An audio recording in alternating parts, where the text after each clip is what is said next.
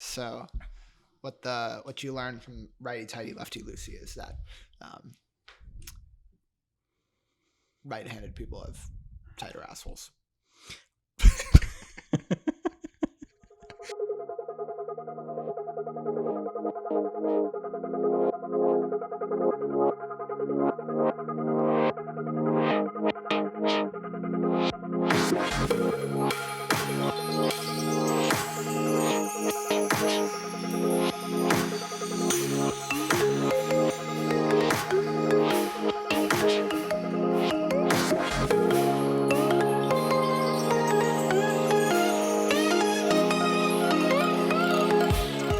Welcome, peoples.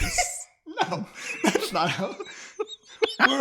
We're back. We can't start with a welcome. David said some traumatic stuff. I don't know what to say anymore. Hello, welcome back to This Is a Terrible Place to Live, hosted by myself, David Damari, and me. I'm John. I'm here as well.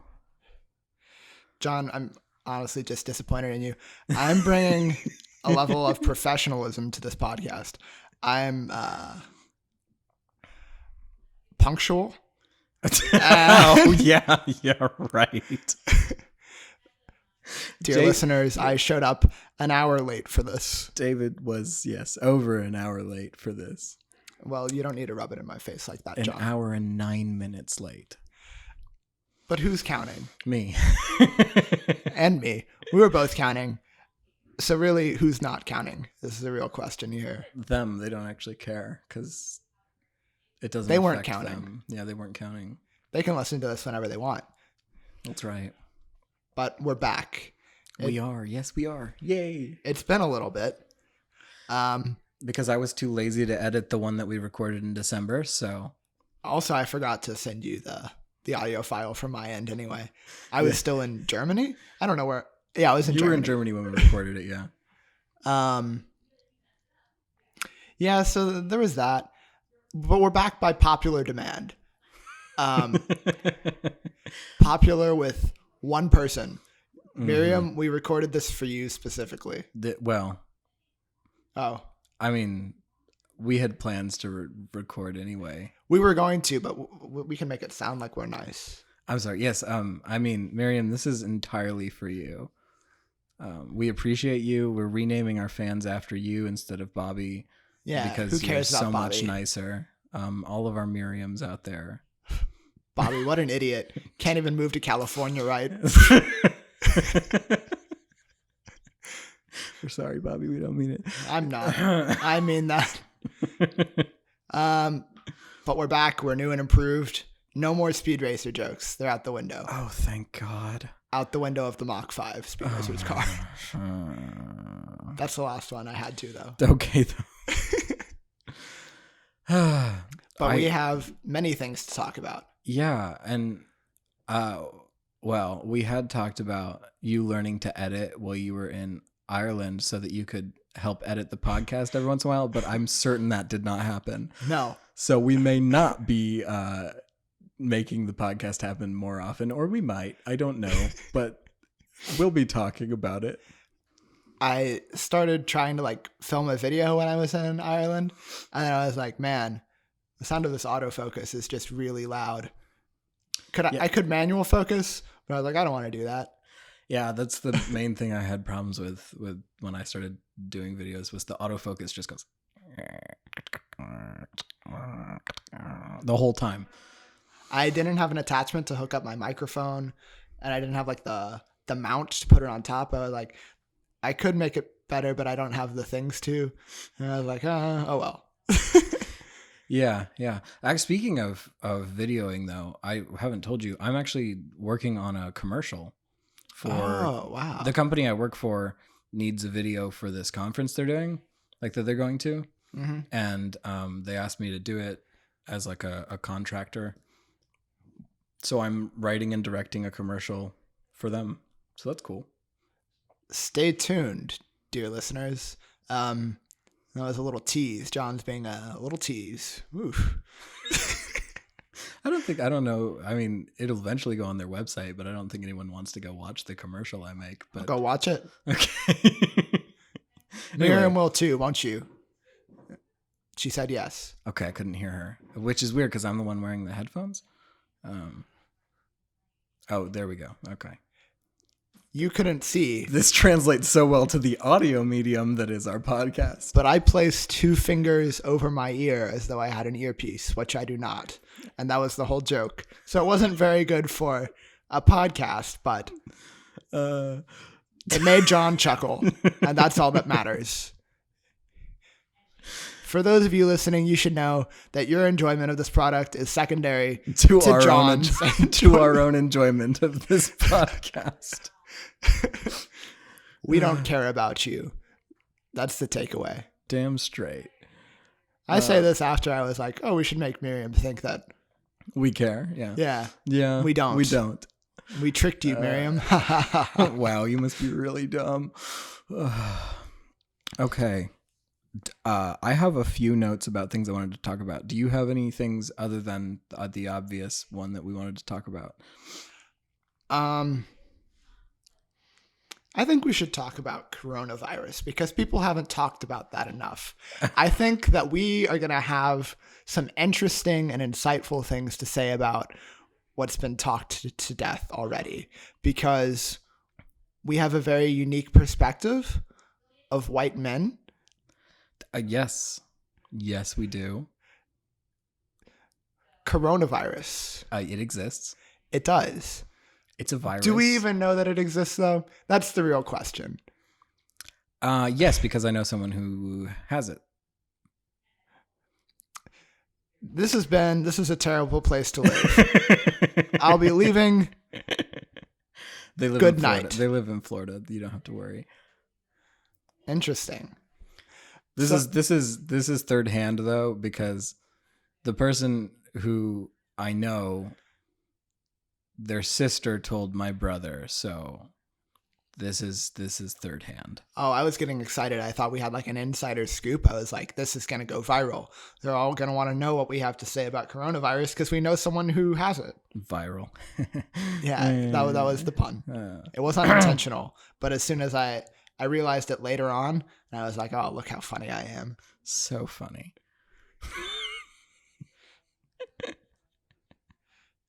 John seemed somewhat aroused in the way he said that. I don't think there's all that much to say about coronavirus, honestly. Is it a big deal? Yes. Is everyone gonna die? No. Just the old people. But who needs them anyway? That's sad. But also, I mean, it's a virus. That already is the case. Yeah, I mean, I don't know. I think it'll be real sad for a bit. Everyone's going to be dying, but we'll be all right. Yeah. I mean, the worst thing that can happen is you die, which is kind of nice. So, I mean, we'll all get through well, not all of us. A bunch of us will get through this. We'll get through this as a species, and we'll just die a few years later with climate change. Yeah. I mean, it you know what? Everyone's going to die eventually, so. Yeah. We're here to provide an optimistic take at this is a terrible place to live, which can also apply to the planet if you think about it. Yeah, it can apply to my house, or it can apply to the planet, or it can apply to the Clear Lake Public Library. It can also apply to where the church I have gone to my entire life since we recorded there once. It can't apply to my house because we've never recorded there and we never will. That's unfortunate, but also very not unfortunate and true. I don't know what you were saying there, John, to be perfectly honest. It's unfortunate that we can't say that about your house, but it's not necessarily unfortunate we haven't recorded there and never will. I don't know. I don't know what I'm saying either, honestly. Are we still talking about coronavirus? We are. Oh. We're not going to talk about anything else this entire podcast. This has become Corona Cast. Corona Cast. That just sounds like it's a podcast where they talk about Corona beer. They're like, do you see that they came out with the lime Corona? Ooh, boy. What a bunch of nerds they'd have to be to make a podcast like that. I bet it exists. The Corona Cast? I bet it's a branded podcast that someone makes. I hate that. The idea of it existing makes me mad.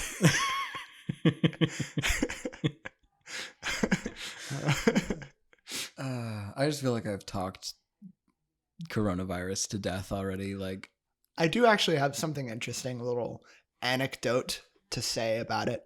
So recently, I was with my mother at a dinner with some of her friends, and we all sat down, and I was introduced to them, and one of her friends was talking about the coronavirus, and she said, and the CDC was saying that we're all supposed to cough into our elbows. I'm like, wait, that's not news. That's like, everyone should know that. Yeah. This lady seemed dramatically out of touch. Like, and it was impressive almost. So she said, they're saying we need to cough into our elbows, but what if I go around and I hug someone then? My elbow's going to get on them and they're going to get coronavirus. And then I was trying to say, well, clearly the problem here isn't that you coughed into your elbow. It's more that you went and hugged someone right afterwards. And the funniest part of this entire exchange was that there was a doctor sitting at the table who could barely get a word in edgewise, and he looked so uncomfortable. He was like, oh no. And then this lady said, and Bernie Sanders is saying, if he gets elected, everyone's gonna get the coronavirus vaccine for free. And then she said, but what if we don't want it? I don't get my flu shot. And I was like, oh no, she's an anti-vax. I mean, if you don't want it, then you don't get it the same way you don't get the flu shot though, right? Like, do you get the flu shot every year? Like, some people do, you're supposed to, but a lot of people forget to, and they don't get the flu. Like, I know there have been at points some mandatory vaccines. Like, well, I mean, there are mandatory vaccines for like babies and like when you're traveling and whatnot. No, but like where it'll be like forced upon you, not like the flu shot where it's like it's mandatory, but then you can be like, my religion says no. Right. You know what I mean? Yeah. I don't know. I'm not educated enough to speak on this any more than to share that frustrating and amusing story. I will say before we move on from coronavirus, there is a really interesting Vox video about why viruses like this keep coming out of China. And it's worth a watch. So you should look it up. It's very racist. It's not racist at all. I haven't seen it. It's not racist at all. It's quite good. It's about the fresh markets where they sell exotic animals. So, oh, interesting. Yeah, including endangered species.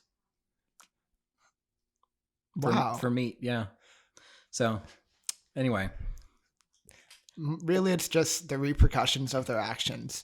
If you sell endangered animals, you're going to create horrible viruses that kill the world. Also, because of coronavirus causing such a major shutdown in China, there are places in China that are literally seeing blue skies for the first time in decades because they've shut down plants.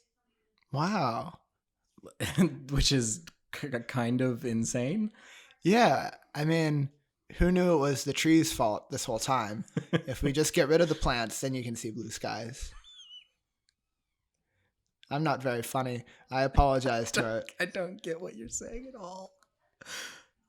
Because they shut down the plants. Oh. For her, I think I'm not funny, but that John didn't get that. John's not smart, so we even out. We already knew that, though. Yeah.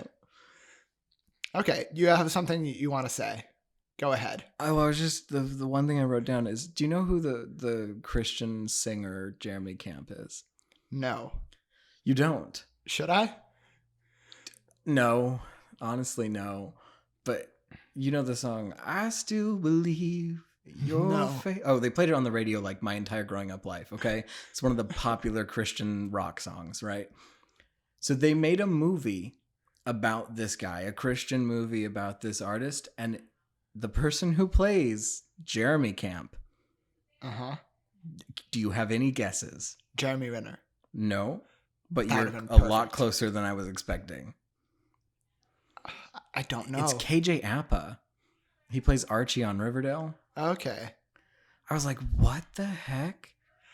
I don't care about KJ Apa, to be perfectly honest. I know very little about him. I saw it and I was like, I thought you would know who Jeremy Camp is, so I thought it would be a more interesting conversation. But it just is weird to me that A, he has a movie about his life, and B, it's being played by the same guy. This Christian singer is being played by the guy who plays a teenager in a promiscuous relationship with a teacher on a TV show.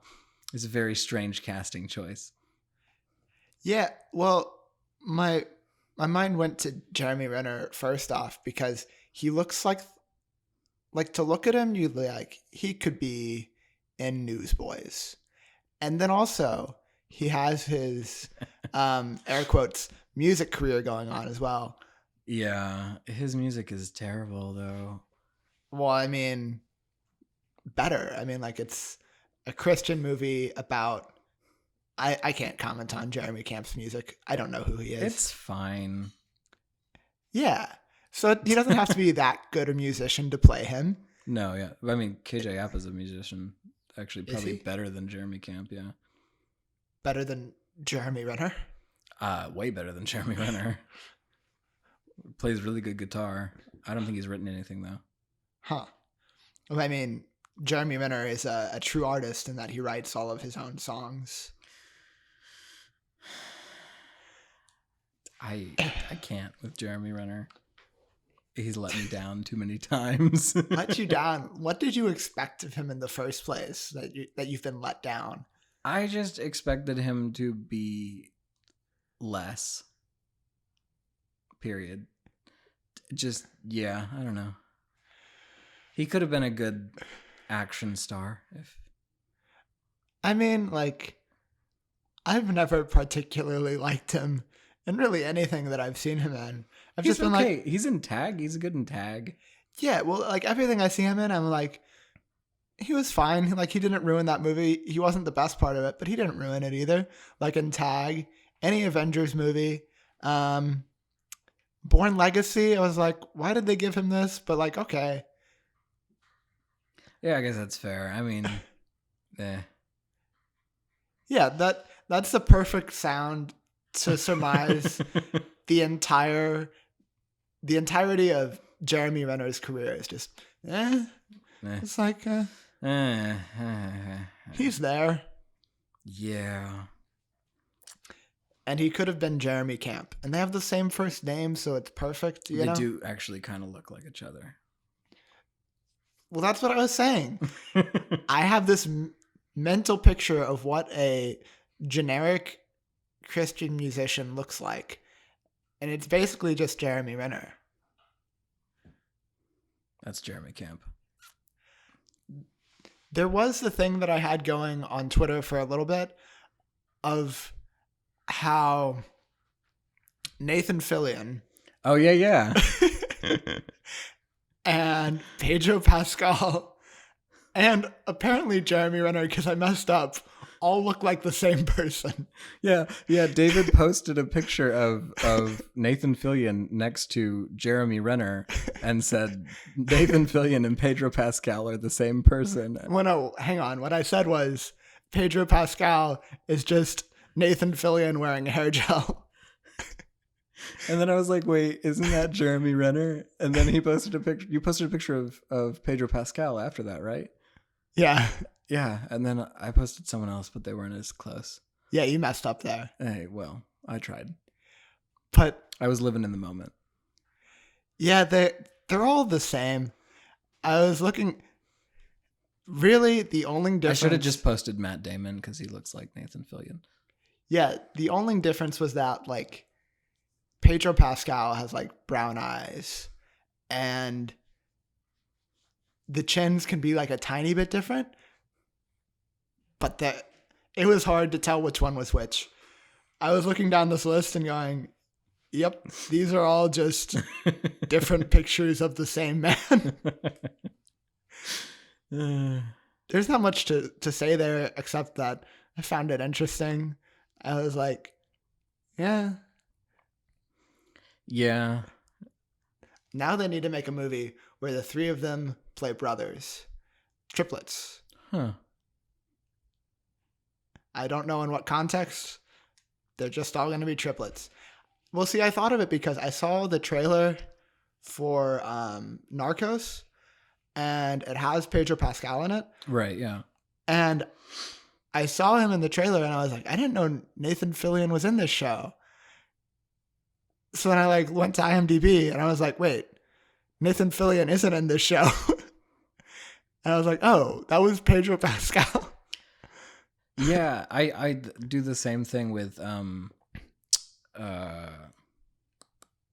what is his name? Alan Tudyk and the guy who plays Barney on How I Met Your Mother.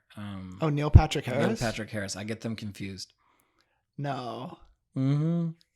I wouldn't do that. No, because like most things Alan Tudyk's in, it's just like voice work anyway. I guess. I mean, he's in Tucker and Dale versus Evil. He's in Firefly. He's in there was another one that was on the tip of my tongue that I was about to say. Oh, he's the main villain of Doom Patrol. Yeah, but like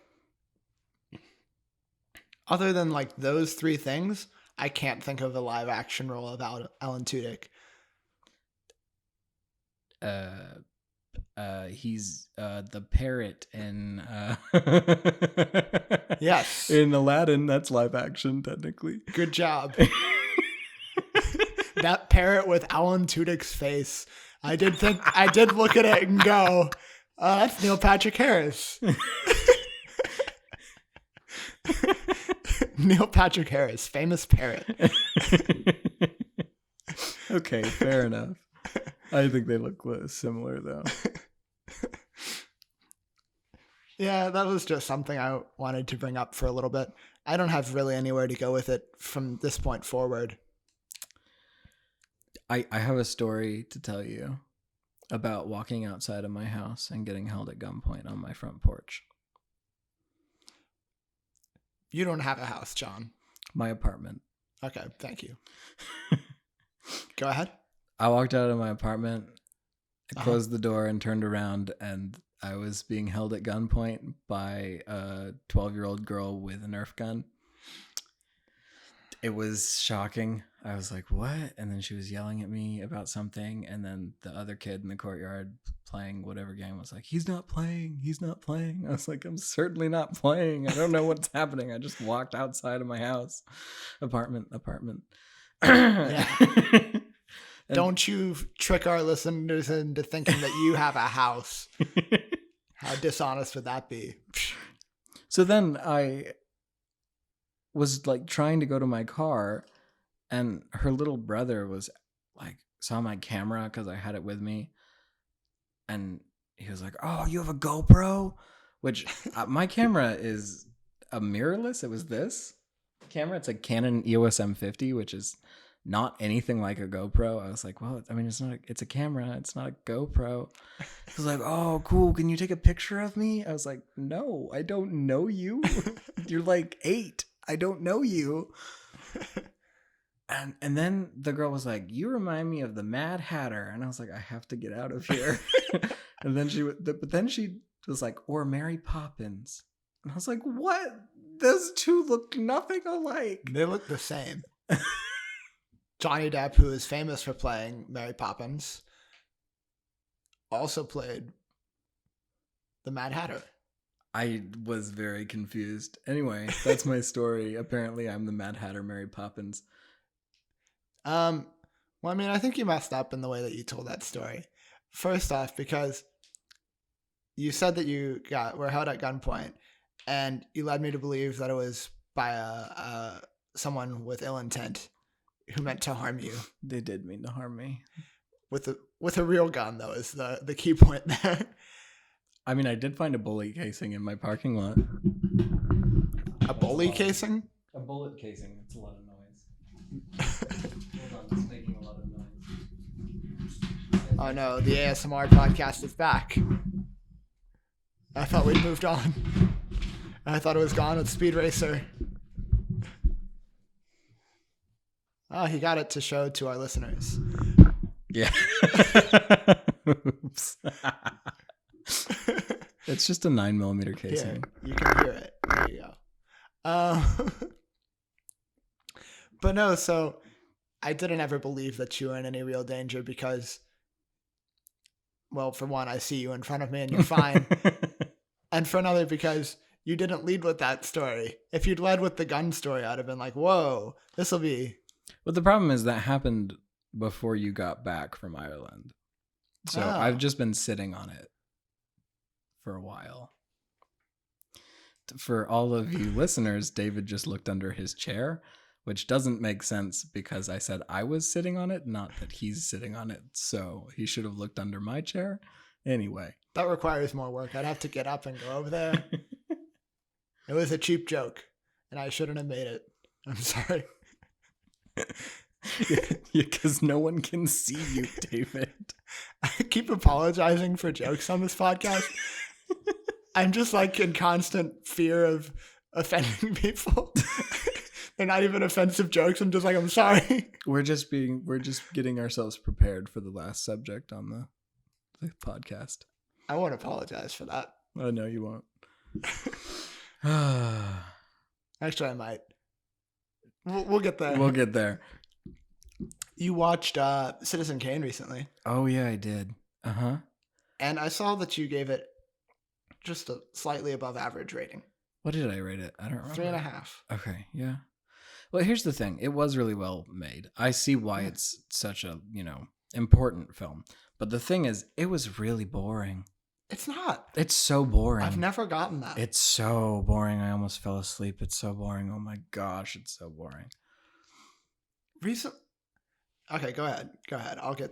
I was just going to say, like, the opening, like, newsreel thing, because it opens on, like, a newsreel about the guy dying. I thought I was watching the wrong thing. I was like, what the heck is this? And it went on for so long. I was like, is this the entire movie? And then it ended, and I was like, okay, so the movie's almost done. They're about to just, like, have a little thing. They're going to discuss it, and then they're going to find out what it means, and then it'll be over. And then there's a very long, dramatic shot. And then it just keeps going on and on and on. And I realized we're only 20 minutes into this movie. It was so long. It's only like, it's less than 2 hours, but it feels really long. That's what she said. I'm sorry. I don't know. I'm so sorry, everyone. That's the title of this episode. No, David's really sorry. I don't know. Like, I was just engrossed in it. I don't know. I think I have like as far as like an attention span goes with movies, I'll put up with a very slow pace. Like, or not. The pace isn't even that slow in the movie. No, the movie doesn't move slowly. It's just it does a lot of rehashing. I think that's kind of what I felt like. It retreads some things a few times because it's the reporter goes from person to person recounting the guy's life, and so each person has like a few things that cross over with someone else. Yeah. But from like a different perspective. And I guess that just, to me, it just made it feel slow. But it really isn't slow. Yeah. And it's really well made. It's really well written. The lighting is fantastic in that movie. Yeah, I know. Crazy good. The lighting, and as well something that I'd already talked about with John, but something that my dad told me, I watched it with him at the time, was that this was one of the first movies to have it where the dialogue is overlapping, where like there'll be a noisy room and there are other people like talking in the background. And that's like Orson Welles' specialty, because he did like radio dramas where he would like set everything up to do like live radio dramas where people talk over each other and there's like live background actors talking in the background. So that's kind of his thing. The sound design is amazing. Yeah, the sound design holds up incredibly well. Where I was like, this is like too good at the time I was watching it. Yeah. I don't know. It's just such an incredibly well-made movie, and I think it's a very good story too. Yeah, it's a good story. I don't. Everything about me liked it. I just was really bored with it by the time it got to the end. Okay, I'll forgive you for having that opinion, John. Even though it's a movie I like very much. Yeah, recently we have not agreed on movies. Well, actually, I was looking through on Letterboxd, and I was like, man, I actually disagree with John on a lot of movies. Everyone I know has a very different opinion from me on movies. Like, me and Alyssa almost never agree on movies. So I'm going to pull it up, and this will be the segment of the podcast where I argue with John. I'll go through his Letterboxd. This is exciting. And I'll tell him all of the movies he's wrong about. Yeah, I'm going to do the same for you. Will we take turns? And I'll find one on yours and you'll find one on mine, and so on and so forth? That sounds good. Okay. Well, see, this is actually something I done in Ireland because I was talking with my friend there, Daniel, who's also very much into movies. And I was like, oh, my friend John is also on Letterboxd. You should like follow his account or something. He has pretty good taste. And then I was like scrolling through and I was like, actually, I disagree with him on a ton of these. Like, there are so many where I was just like... Oh, right off the bat, I know exactly what I'm going to start with, but you go first. Marriage Story? Is that what we're going to start with? No. Well, I'll let you start with whatever you want to start with, but I have what I'm going to start with. I will begin with John's review of Marriage Story, the critically acclaimed film by Noah Baumbach. However you say his name. Good director. Mr. Good Director. He says, this movie should be right up my alley, but it really just made me feel frustrated and bored. I'm sure if I gave it thought, I'd find all good meanings and shit, but I don't think too hard. I can't find a point. What was the message? Not saying I need Ben Stiller to come do dialogue a moral to the story, but I'm not sure I can call it a good film. If I have to put so much energy into understanding the purpose. Phenomenal acting, writing, directing, and good cinematography, but it doesn't make up for the fact that the story doesn't go anywhere. The ending pushed it from 2.5 to 3 stars. That's true, yeah. I still stand by that. Her tying his shoe. Huh? Her tying his shoe at the end? Yeah. Okay.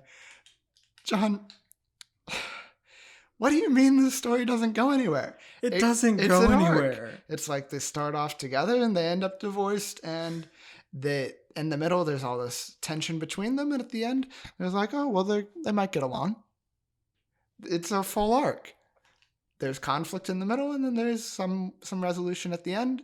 At the beginning, there is no resolution at the end. It's barely there. Like the movie. The thing about the movie is it's the story of their divorce, and it chronicles. It's not like depressing or sad. It's very both. I'd say it's just flustering. You watch it, and like when I watched it, I thought, oh, this is going to be pretty good because it starts off really well. I like them reading their letters. Oh, that was amazing. I love it. I love that part. And then they like get all, she gets flustered and doesn't read it. That's the part I meant when I said the ending kind of brings it back, is when he reads the letter that she wrote at the very end. I think that's really well done. The thing that bothers me is like the whole like court proceedings in between. I mean, it's just, those were amazing. It's so... Watching them frustrating, have their words twisted against the other person, that was like heart-wrenching for me. Seeing them have all these things said on their behalf that are so hurtful to the other person, But I've seen divorce proceedings go down before. My friends whose parents have been divorced, I've seen like these like I've seen court struggles for like who's getting the child, and it's just frustrating. And watching it wasn't like anything new or interesting. It was just like watching a court proceeding for a divorce. Really realistic, but not really that interesting. I think it was a really good exercise in framing the way that it was shot and everything, and the way you could see it in each of them. And I don't know. And nothing was said specifically to buy either of those parties in any of that, but you knew exactly what they were going through in their head and everything. I think that was incredibly well done. I think that was a very good scene. That's the whole thing is I feel like I should like this movie more than I do, because it is really well made. It's super well written. It's very well acted. All of the shots are beautifully done. Everything is framed like extraordinarily. The problem is I just didn't enjoy it. Yeah. Like I thought that the beginning was great and the ending was good, but everything in the middle just drove me nuts. You didn't even like Adam Driver's fight scene that the huge fight scene in the apartment? No, I hated it. Oh, it was a great scene. I don't think that was acted well. That's like the one thing I thought was not acted well of the entire movie. I think he did a good job. Also, the scene where the lady comes to have dinner to see if he's a good dad. That scene was simultaneously like it made you really like upset that he's going through this in the first place, but also like it was somehow funny at the same time. I didn't find it funny at all. That was really stressful. It was so stressful, but at the same time I found myself laughing. I was like, it was like very good, like physical comedy, I think, at the same time, somehow. It was a really weird like balance of tones that I think was done perfectly. I don't know. I think in that scene, I was really stressed about it because it's a really stressful scene. Yeah. But then at the same time, I was like, oh, he can't be a dad on his own. That's terrible. He's awful. Like, but then I was also like, but no, he's not. He's just, I don't know. I don't know. I don't know. As it is said through the entire movie, Charlie's a really good dad. He never showed any good fathering skills. I think he's not a good dad under those circumstances that he was put in regularly throughout the movie, but in general he is. Yeah. I think it was really well made. I just didn't enjoy it, and I don't rate films on how good I think they are. I rate them on how much I enjoy them most of the time. And I think if I watched it again knowing the entire story, I might enjoy it more and I might give it more. That's what happened with Once Upon a Time in Hollywood. Yeah. I watched it once and I was like, it's okay. I watched it a second time and I was like, oh, that was really good, and upped my rating. So, I don't know. It's possible that I don't want to watch it again, so I probably won't ever watch it again and give it a better rating just because I don't feel like it. That's sad because it's a very good movie and everyone should go watch it if you haven't already seen it. They could use the publicity because it's a very under the radar film. It didn't get much press. Didn't get much press at all. It's not like it was nominated for any sort of Academy Awards. They need a shout out from this podcast with its wide range of listeners. That's you, Miriam. I won for you. But sticking to the you like it and I don't trend. Suki, Noel Miller's short film. Oh, the writing was terrible. You gave it a 3.5. I was like, yeah, he did pretty well. I was like, I've never seen him do a short film before. Good on him. It looked nice. I could see what he was going for. I was really excited. The writing was just really bad. I was really excited because he talked about it for a long time and it sounded like he had this really great idea, and when he pitches it, sounds awesome. The story was it didn't exist. It was really bad. The direction seemed very convoluted. The cinematography was not anywhere close to what his test footage. Did you see his test footage? No. Okay, his test footage for the crowdfunding for it was her chopping onions in the kitchen, and it was really well shot, like super like cinematic and interesting and kind of like made you wonder what was going to happen. It was very, very different from what he kind of framed it as. And then you get the actual film and it didn't feel like it had a story. To me, it just kind of existed. I was like, what is going on? And then I viewed it like as a snippet of a story, like part of a story, because it seems like it's in the middle of something that's going on and you get a vignette of it almost, you know, like, and I thought it looked nice. I thought the cinematography was pretty good. I was like, I mean, I can see that it's pretty amateur, but I see what he's going for. I probably should have rated it a little bit lower, like maybe a 3, but like here's the thing. I didn't want to give it a low rating because I want to support Noel Miller and I really want him to make more films because I think he is super talented. But I saw your rating for it and I was like, you liked it? Because like 3.5 is like, yeah, it was a little bit too high. I was somewhere in between. I was at like 3.25. Okay. I guess I can give that to you. I rated it 1.5. Yeah. Well, I don't know. That wasn't one that I thought about a whole lot. I was just like, what should I give this? Fair enough. I only watched it the once, so maybe it wouldn't hold up to a second viewing. That was one that I wasn't. I don't know. My rating system moves around, to be honest. I'm very inconsistent, which I think unless you're a professional critic, most people are inconsistent in the way they rate movies because they don't have a system for rating. They just kind of, I liked this one or I didn't, you know? Yeah. Just a moment. Let me find another one of your horrible wrong opinions, John. Pause out. We could talk about Blade Runner 2049. Oh my gosh. This is one that I bring up, well, almost pretty fairly regularly since I've seen it, that John does not like this movie because he should. I don't understand it. I just had this conversation with Zion, Bethany, and Miriam at a Starbucks talking about Blade Runner. I think it was them. I talked with someone and I'm pretty certain it was them. And I've also talked with Alyssa about this. It's a really, really long, dragging, slow, doesn't get to the point, doesn't ever finish its sentence, really doesn't want you to know what it's about to say movie. It's beautiful and so boring.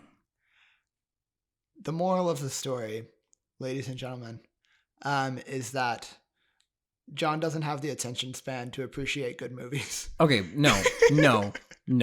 They talk about the horse. They show you where the horse is, and then he walks down a hallway. I counted it when it happened, and I don't remember now, but something like 2 minutes. Speaking of horses, that's some foreshadowing for later. Oh dear. 2 minutes. Okay. It was way too long.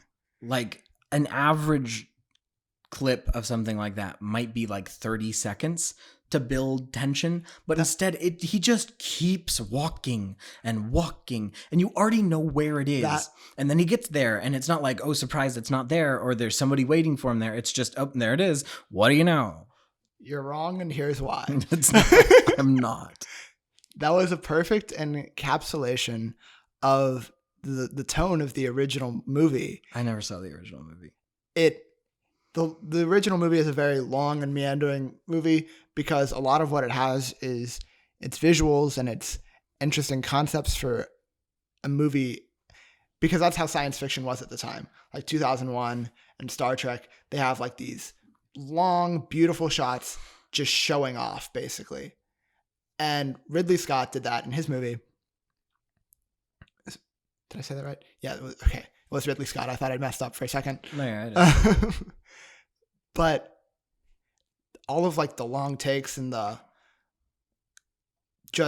tone of it, he got it perfectly because Denis Villeneuve is an excellent director, and he was able to take that movie and make it a modern movie and do a perfect sequel that continues on the themes and the subject of the last movie, but I wasn't in a way that makes sense. I wasn't rating it as a sequel to the first movie. I was rating it as a standalone movie. It's not good. It just drags on forever. And it doesn't even resolve at the very end when you like find out the whole big twist and, you know, you get to the final scene. It doesn't feel like you've discovered anything. It doesn't feel like you've actually figured anything out. Nothing feels it closed. It does resolve because the story of the movie is the story of his case from the beginning when he first finds the guy in the house and he has a confrontation. Yeah. To the end of the case. It resolves technically. It doesn't. It's a full story that's been told from beginning to end. Emotionally, it doesn't resolve. It does not resonate with the person watching. John, I can't do anything about your emotions. See, this is the thing. You're just looking at it technically. I'm not. I enjoyed the movie very much. Why? It's so boring. And the dialogue is horrible. No, it isn't. I saw that movie, and the entire time I was just audibly gasping at how awful it was. Like, I'm pretty certain people were mad at me because I could not hold in my rage at how horrible of a movie it was. What? I hate it. I hate it so much. I don't understand. Yeah. Do you have a wrong opinion of mine to share? No, honestly. Because mine are all spot on, John. Because I'm never wrong. No, because we don't watch a lot of the same movies. So, like, most of these I haven't seen. Like, I'm looking through and I haven't seen a large number of the movies that you've actually rated recently. That's because I'm more of a hipster than you. Oh, here's one you got terribly wrong. Oh. Solo, a Star Wars film. What did I rate that? 2.5. Yeah, I'd say it's an average movie. I'd say it's right in the middle. Yeah, that makes sense. No, that is the best Star Wars movie ever made. Wow. I gave it 4 stars. Better than The Empire Strikes Back, pray tell? Yes. And here's why. Okay. They all suck. Even The Empire Strikes Back, John? Yes. They're poorly written. They're terribly acted. They're just not interesting. But Solo's really fun. I don't understand why you like this movie. Because it's a great movie. I feel like that I'm guilty of liking it more than I should because I like Star Wars. I was like, yeah, that movie was kind of like just okay, but I'm going to say it was an average movie because I like Star Wars. Here's the thing. I didn't see Star Wars until I was 17 when Force Awakens came out. Uh-huh. And then I saw all of them. And I was very disappointed. But then I read like Star Wars books and I was like, oh, Star Wars is a cool universe, but the movies all suck. Okay? And then Solo came out and Solo feels like the Star Wars universe that I like from the books. Like it feels like a Star Wars book. It feels more Star Wars than Star Wars. I just don't understand. I don't even really have anything to say. I'm just like a bit confused. I'd say, and even out of like the spin-off movies, I liked Rogue One better. Rogue One's good too. It's my second favorite Star Wars movie. Rogue One's definitely better than Solo. No. There's no two ways around that. I'm sorry, I didn't mean to bump the table. I don't know if you heard that or not. Yeah. You did? Okay.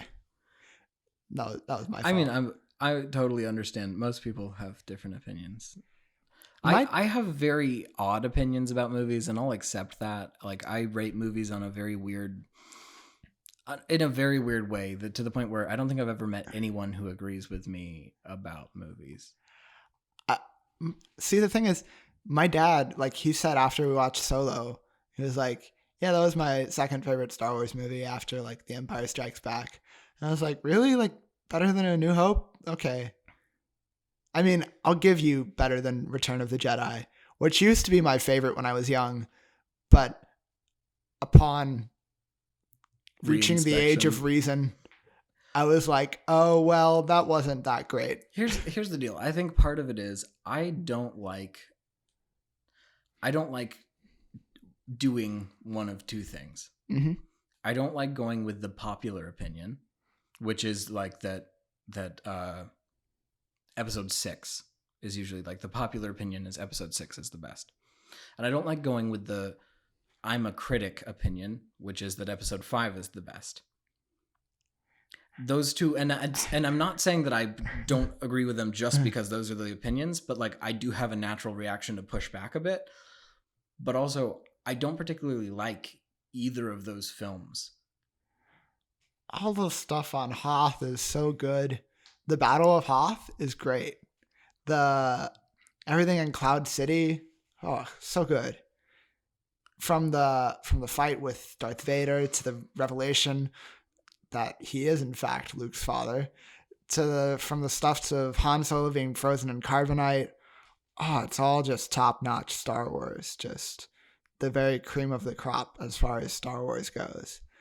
And it's the perfect like middle chapter. It's like, man, things aren't so great at the end of this movie, but like, you know that they're gonna get better.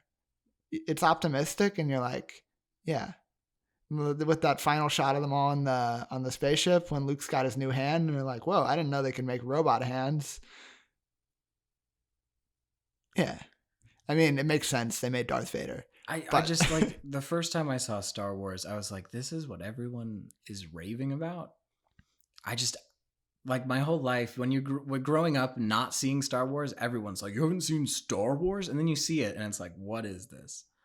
Why does this exist? And then you get into it, like you get really into it. But then if you step back, you're like, why do people like this? Well, I understand that because like I used to think that like, because I grew up watching the prequels, so I didn't realize how bad they were at the time. And there was a while where like I hadn't seen them in a long time, but I remembered really enjoying them. And I was like, no, the prequels weren't that bad. Just because like I like Star Wars, but then I watched them and I was like, no, the prequels are pretty bad. Yeah, and I think probably not having nostalgia for Star Wars kind of maybe it taints my experience a little bit to be like, it's not that great. Just as a whole. And that's why I like Solo a lot, is I like it as the Star Wars that I did like, which was like the extended universe books. I find Solo in general to be like a pretty forgettable story, to be honest. I remember Darth Maul showed up at the end because they're tying it in with the Clone Wars now, something that they've never done before. I mean, it's more than just Darth Maul showing up at the end. It's such a great story. Like it starts with him like smuggling on the one planet. I don't remember planet names. That's just a Star Wars thing. I won't remember planet names. But for that like mud creature, and then like he goes off and they try and escape, and then his girlfriend doesn't make it through, and he joins the Empire. John, the planet at the beginning is Corellia. For a second, I was going to say Corolla, but then I was like, no, that's a car. I'm pretty sure it's Corellia. The planet at the beginning is Corona? Corellia. Corona. Han Solo's sick. And I mean that in the cool sense. Han Solo's sick. Like, anyway, I mean, I don't know. The movie Solo, though, is not sick. The movie Solo is sick. It's 4 stars. Great movie. Really like it. I've seen it multiple times. I recently watched the movie Rush. And my review for that film was, I feel like Ron Howard consistently makes 3-star movies. You don't like Rush? Rush was fine. Rush is awesome. That's an opinion of yours that I was going to get to. I saw how much you liked Rush, and I was like, I don't understand it, to be honest. Rush is really good. It was just okay. It was 3 stars. I mean, I don't even have anything to say against that because, like, I only gave it 4 stars, I think. Yeah, I don't know. I just saw that you liked it, and I was like, okay. I really liked it because when Ford versus Ferrari, I went and I made sure that I rated it half a star below Rush. Yeah, like, I don't know. I watched the whole movie, and I was like, cool. That was it. I mean, yeah. And that's how I feel after watching most Ron Howard movies. I'm just like... I haven't seen a lot of Ron Howard movies. He did Apollo 13, and I was just like... Oh, yeah. I mean, Apollo 13. All right. Apollo 13. I don't remember. I've seen that movie. I don't remember how that movie goes. I know the story of Apollo 13, so I know how it goes, but I don't remember anything about it. I feel like I don't understand, like, why he's been in Hollywood as long as he has. Because he makes movies, and I'm like, yeah, that was okay, cool. But I don't think he has a particularly interesting take ever. Like, it's always just like, yeah, that was a good way to tell that story. But it was never anything like, whoa, that was an interesting choice that Ron Howard made. It's always just like, yeah, that was a safe way to make that story, and it's not upsettingly bad, and it's not, like, exceptionally good. You know? He's just solidly in that middle range. I think Rush is an exceptionally well-made movie because when you look at movies about like racing and whatnot, it usually... I don't.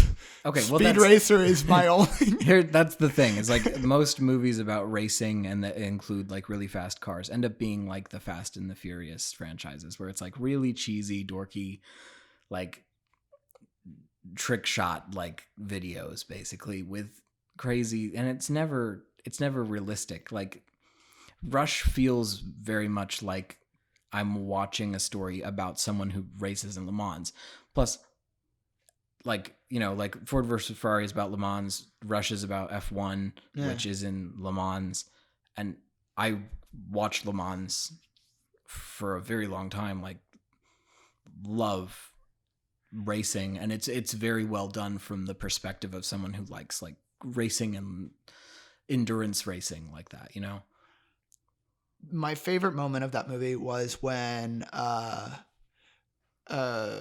Hemsworth's character goes and beats up that one reporter dude. I was like, okay, that was a good moment. Good job. I don't know if you've seen Rush, people listening, but he deserved it. That reporter was a jerk. I was like, that was a good moment. Chris Hemsworth is that great made me in that smile. movie. He's really good in that movie. I'm just not like a big Chris Hemsworth fan. I was like, yeah, everything about that movie I just found to be fine. I was like, okay, cool. It's a well-received, I don't know. I have 2 more things to mention before we move on. Okay. We're almost at an hour, and so we should move on to talking about... This is the reunion podcast. We'll be around for a little bit longer. But I have 2 things I need to talk to you about. I need to confront you right now about 2 DC movies. Okay. You gave Wonder Woman 2 stars. It wasn't great. It's a good movie. The climax of that movie was so bad. It was terrible. It feels like a comic book, though. To be honest, there was Dr. Poison in that movie? Yeah. I don't remember what the bad guys were doing at all. Well, the real bad guy was Ares. Yeah, okay. So and he was causing war. It's Wonder Woman. Do you even like Wonder Woman? Clearly not. I gave it 2 stars. She eats ice cream. It's the Thing from the comics. It's the... don't think a movie can stand up based on how well it was adapted from a comic book. I think it has to be a good movie as well, John. I enjoyed it. It's a good movie. I mean, I only give it 3.5 stars. Nothing much interesting happened in that movie to me. It's fun. I think Gal Gadot was a good Wonder Woman. Good job for her. But other than that, I was just like, kind of like bored almost. I was like, nothing interesting is going on. Okay, but like 2 stars bored? Yes. What? That's just shocking to me. Because that was like the first DC. I mean, I'm really big into DC comics, and I know you're just into comics in general. Yeah. But like, that was like the movie that I was like, yes, DC Comics finally made a good movie. I only gave it 3.5 stars, but like, I would understand 2.5 stars from you, but 2 stars? No, it just wasn't that good. Like, and I think part of it, why I rated it so low, is because it had been so overhyped, because I watched it like a long time after it came out, and everyone's like, DC made a good movie. And I'm like, did they? And I watched it, and I'm like, it wasn't though. Okay, well, anything that gets overhyped, I understand. That always happens. That's kind of what I was just saying about Star Wars. I feel like everyone said it was like an amazing movie because it was just so much better than what they were expecting from DC. And then I was like, no, it was like even like still a below average movie. It's just that Batman v Superman is a fine movie. Was so bad that you were like, thank God it's not Batman v Superman. No, Batman v Superman was horrible. I didn't enjoy it at all. But I didn't like Man of Steel either. I never saw Man of Steel. I never saw it because I don't care for Superman. And that's just how it is. Superman doesn't care for you. Yeah, it's okay. And he won't when you're an old person. Well, every time I hear that phrase, like they're like, I don't care for that. It's like, well, you don't need to take care of it. And it's just like, I picture like someone caring for their like elderly grandparents. Like, oh, I'll change your Depends or whatever. I don't know. It's time. Oh no. You may have noticed that throughout this episode, we've been talking about something that we'll save for the end. Or not. You might not have noticed. Maybe you're not very observant. Before we begin, I want to make a few disclaimers. The first one being, I believe neither of us suggest this movie to anyone. I suggest it to one person, but it's not someone listening. Okay. But we don't suggest to any of our listeners that you go watch this movie. And we would like to give a spoiler warning and a trigger warning before we discuss this movie. Or you could go watch this movie if you're morbidly curious and you, for some reason, think that you have similar taste in movies to me, which I doubt you do. Anyway, trigger warning. Spoiler warning. Spoiler warning for The Death of Dick Long. So, should we begin with the trailer? I think that's a good place to start. Yeah, let's talk about the trailer. So, I'd seen the trailer for this movie a while back because I was scrolling through on A24's website and seeing what upcoming movies they had. Because A24 is a really good studio. I think that they make generally just really good movies. So I was scrolling through, seeing what they had coming up, watching some trailers, and I saw the trailer for this movie, The Death of Dick Long, which is directed by Daniel Scheinert, who's half of the directing duo Daniel Kwan and Daniel Scheinert, who directed the film Swiss Army Man, which is a movie that I love. We can get a little sidetracked. I should say that movie is also incredibly weird. It's a movie about a man who's about to kill himself on a beach when he finds, washing up to this deserted island that he's stuck on, a corpse, and then he rides this farting corpse across the ocean to safety, and you find out that this corpse can also speak and can be used as a flamethrower, a compass. It shoots water out of its mouth. It does lots of things. And the corpse is played by Daniel Radcliffe. It's a very good movie. I'd recommend watching it. That one I'd recommend to everyone. I haven't seen it, so I can't speak. It's on my list, though. I probably will watch it eventually. So I was like, okay, this director's made a movie that I really like. It's an A24 movie. I'll watch the trailer. I watched it. And what you get from the trailer is that it's an off-kilter, dark comedy about two friends who have accidentally killed another one of their friends in this small town in the South.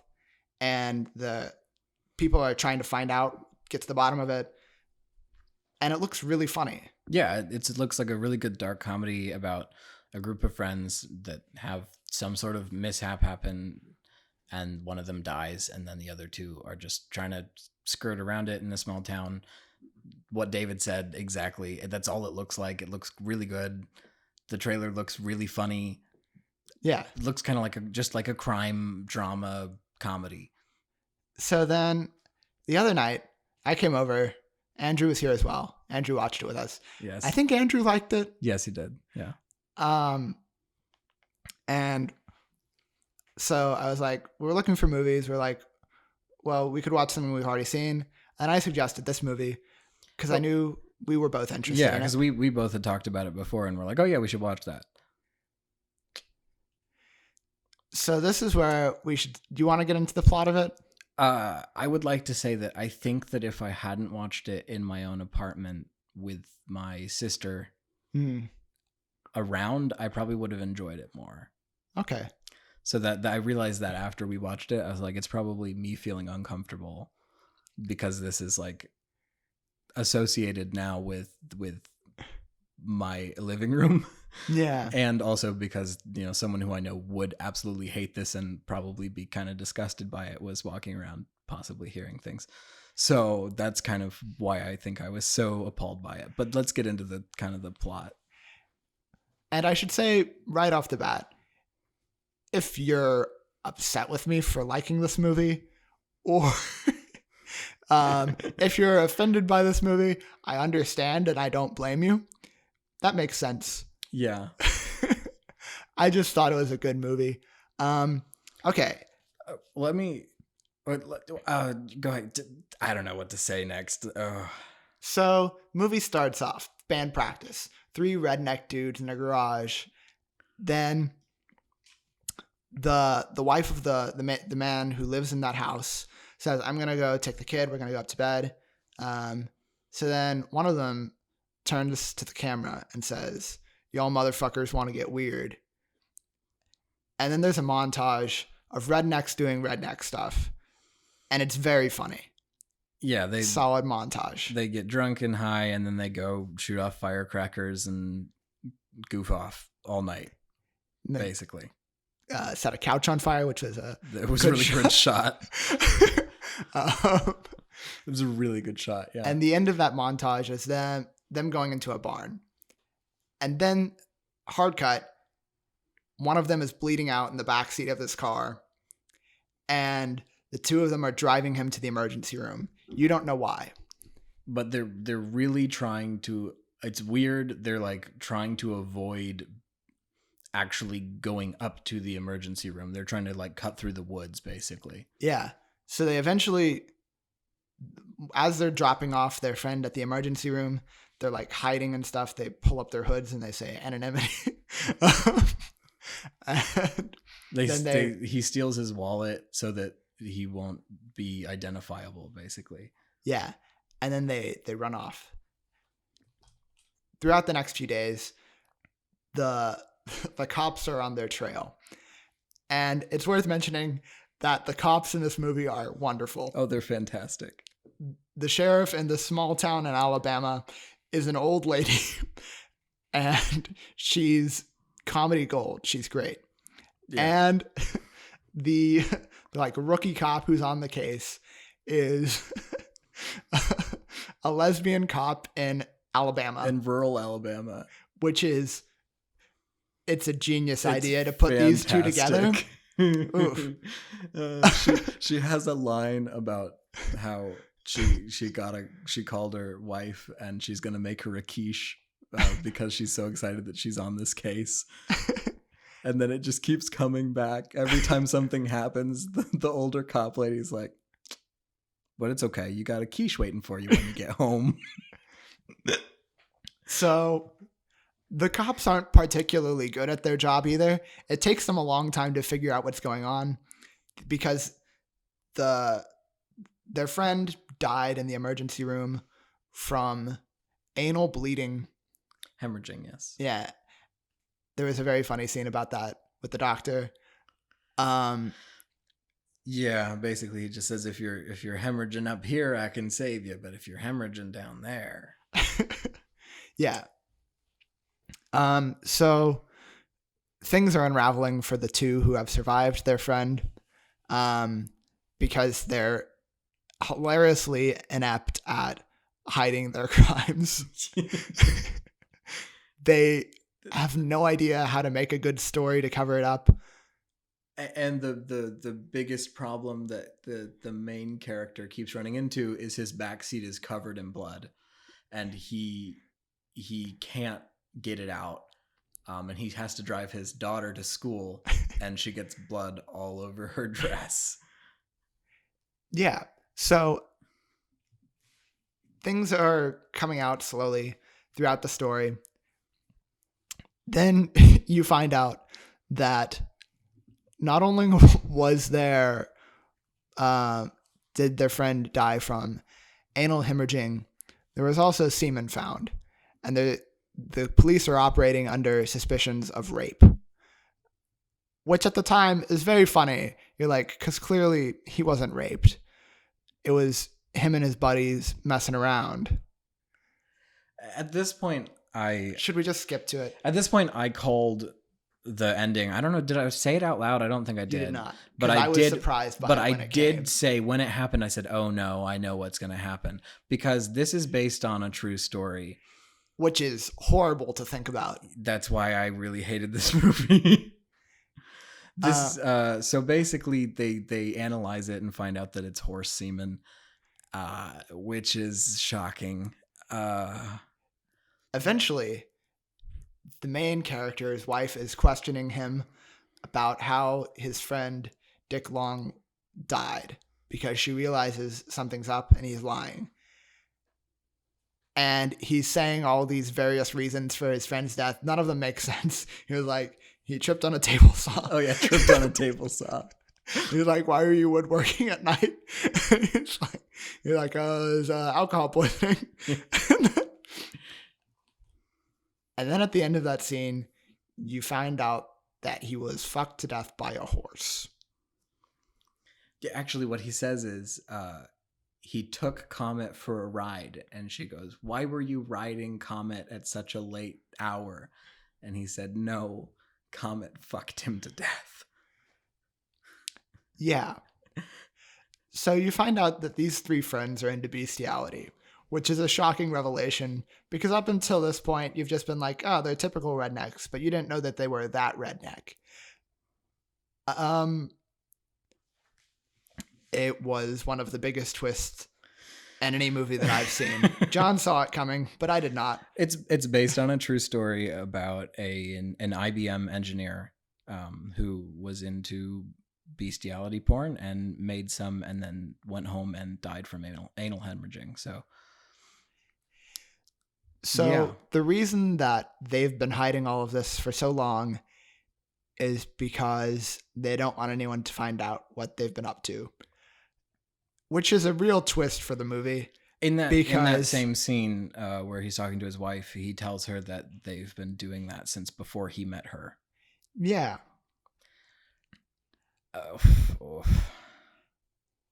I think it was a very well-made movie in what it did because it tricked you into watching that movie in the first place, and it tricked me into enjoying that movie somehow, which I think is very well done, and it's a commendable job by the director. Yeah, I think it's really well made, and it's really funny. John was speechless after this movie. It makes me feel bad to laugh at it, and it also leaves me very disturbed, and I don't know how to feel about it, but I won't deny that it was a really well-made movie. Incredibly well written. I I think we've seen a pattern in this podcast specifically where David and I talk about a movie and I say, oh yeah, super well made, didn't like it. And David's just like, oh, it's real good. Well, yeah, because I enjoy watching well-made movies, unlike someone else here. I enjoy a well-made movie. To an extent, I guess. To an extent. Yeah. I rate movies based on my enjoyment, and I enjoy movies based on a number of things, including how well made it is and like just how happy I am about it. And not only happy movies make me happy. Like, yeah, you know, but like, yeah, Marriage Story made me happy, and that is a very like movie. Manchester by the Sea makes me very happy. Parasite makes me very happy. Yeah. But they're not happy movies. Well, I mean, I consider Parasite a comedy for the most part. Oh yeah, it's a comedy. It's a dark comedy. Oh, we should have talked about Parasite in this. Oh well. I mean, the Oscars came and went when we never really talked about them at all, which is upsetting because that's right up our alley. Yeah, it is. It is really upsetting. But I don't know. I honestly don't have very much to say on this, other than that I think it was a really good idea on the director's part, and I'm happy that he made it, and I'm happy that he made it the way he did. I'm not sure why he made it, and I'm not sure what purpose it has in existing, but it was funny, and I don't know what to say at all. Immediately after we watched an interview with the director, Daniel Scheinert, who I can't wait to see what he does next, because I'm really interested to see what he does next. I think I will definitely be watching his next movie, even though this one left me so disturbed, because he did a really good job. He was saying that this movie for him was an exercise in empathy. John disagrees with that. I think it's spot on. Disagree with because the first 2/3 of the movie, you're rooting for these characters, and then yes, absolutely, there's the turn. So then it's to see how far it can take you in rooting for them, which I think is really interesting, because afterwards I turned on him. I turned on the main character. I was like, well, I can't root for him now. But there were still moments where I'd feel bad for him, because the rest of the movie I had been rooting for him. And I still saw the human in him, him wanting to be there for his daughter's piano recital after he'd done these horrible things, where I was like, I'm glad that he's there for his daughter, even though he's such a horrible person. The thing about it is, it definitely does all of the things you just said, and I think that it's done really well that way. But I feel like it's almost a bad practice in empathy, because it makes you it forces you to feel empathetic towards someone for something so awful, and it's like, well, how far can your empathy go to that person? And it's like, I did feel empathy for his situation at the end, and I was like sad for him, but at the same time I was like, that's what disturbed me, is that I was sad for him, and it's like, you did this to your family, they are suffering because of you, which I think is why it's such a good movie, because it forces you to push your empathy past where it should go. Like, you shouldn't feel bad for this person. He's not a good person. He's done bad things. He consistently, and he's tried to cover them up throughout the whole movie. And he's put his family through this. His friends died because of it. And yet somehow the director and writers have still made you feel empathetic for this person who, on the whole, is pretty irredeemable. Yeah, I mean, because humans want to show empathy innately, I think. So then that's why they're able. I think it's a really smart movie in that way. I think it's really smart. I think it's a really smart film. I think it's really well made and well done. And I wish I could give it a higher rating. I just don't feel good about giving it a higher rating, because it is so disturbing. I feel bad for how much I like this movie. I think it's it confuses me. I'm like, why? But like, I don't know. The more I think about it, I'm just really impressed with it. And I enjoyed it the whole time I was watching it. Even at the turn, I was like, whoa, that's really interesting. Where is this going? And like, it never pushed me to the point where I was going to say, oh no, this is like a bad movie. I don't like calling things bad. Now, obviously, if a movie's not well made, it's a bad movie. But like this movie was really well made. I wouldn't call it a bad movie. I just felt really uncomfortable, and it's one of the few times. You should. It's one of the few times where I've been like, I don't want to finish this movie. I don't think John would have finished it if I wasn't there. I would have turned it off. The thing is, I probably would have turned it back on because after walking away, I couldn't not know how it ended. I had to know what happened. The director said in his interview that he considered this to be a provocative movie, which is the perfect word to describe this movie. There is no other way to describe it. Seriously, almost ruined Green Day for me. I just can't. The music throughout this movie is spot on. It's so well done. It's fantastic.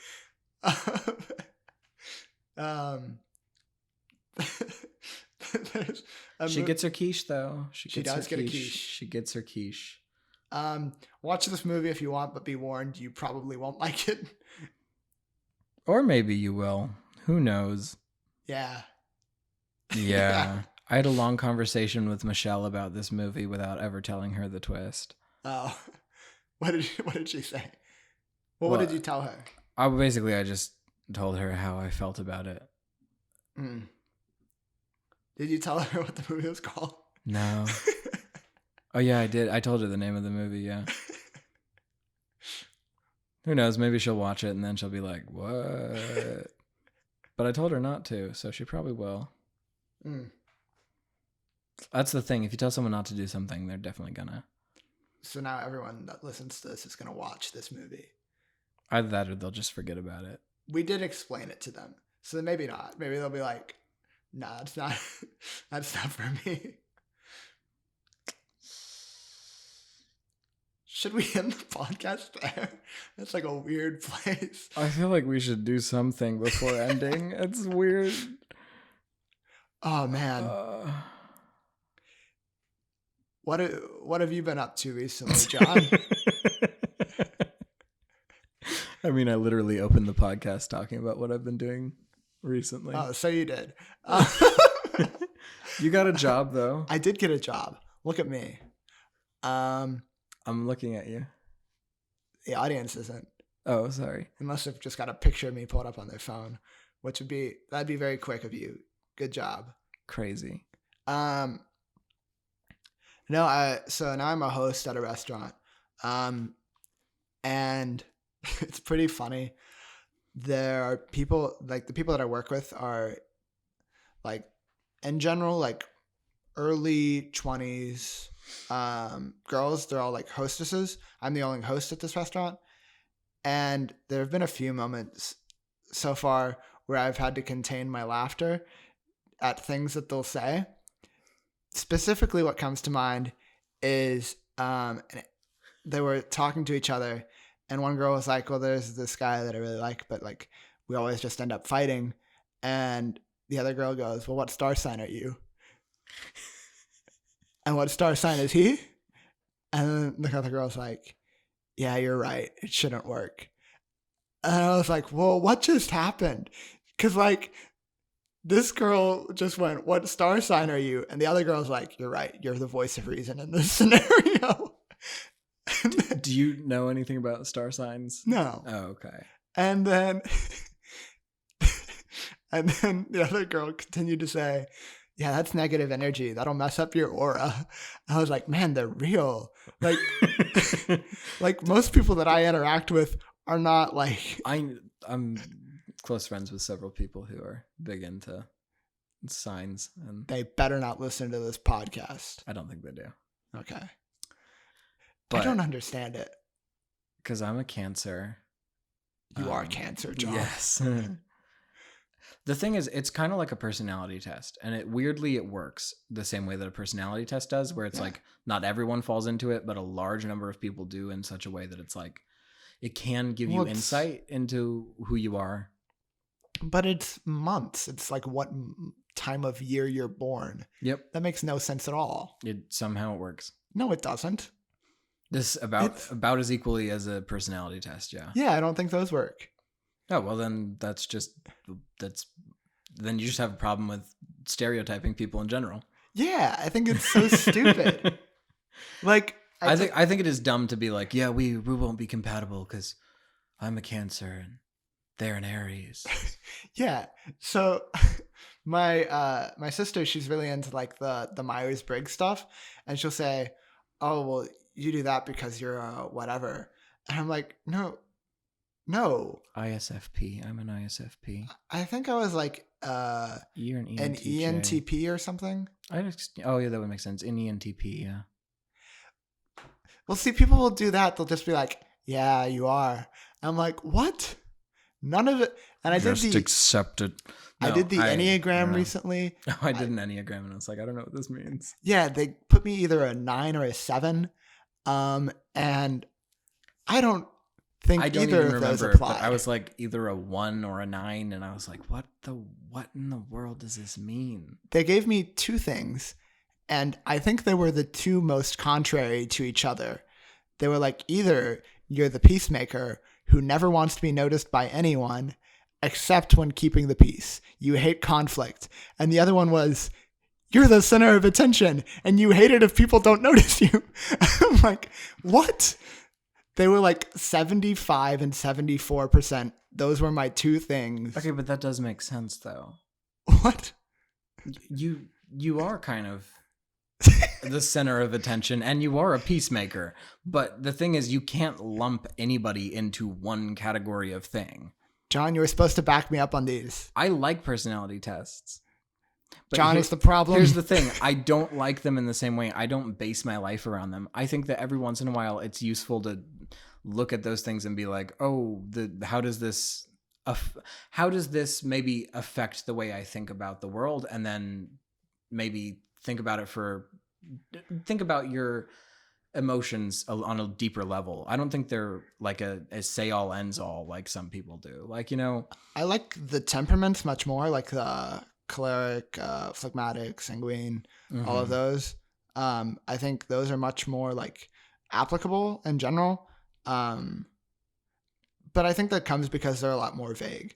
It's like you're gonna fall somewhere generally under this, right? Yeah. Or like Myers-Briggs, it's like we have a bunch of letters and they're all gonna make up what you are down to like a science, even though it's not scientifically based on a Myers-Briggs. What you have is you have different categories. Yeah. And in those categories, you fall on either side of the 2 letters, but it's still percentages. It's like based on your answers, you gave answers that were closer to this personality than this one. But like me, I'm actually like a 60-something% introvert. Uh-huh. And for a long time, that just would classify me as an introvert. Uh-huh. But now they have one that's like, you're an X, which means you're neither an introvert nor an extrovert. So, I mean, they don't know what they're talking about, obviously. But, yeah. I mean, I think that it can sometimes give you insight into how you interact with other people around you. And I think that's the main thing, is it's supposed to be like an exercise in thinking about how other people perceive the world differently than you.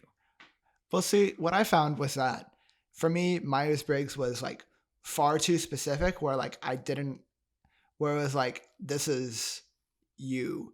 And I'm like, but it's not. And then with the Enneagram, I found it to be like far too vague, where like I'd read all of the things and I'd be like, I don't think any of these apply to me. And then with star signs, I just find them so completely irrelevant to anything that I just like, yeah, who cares? I don't know. I think out of all of them that I like the temperament one's the best.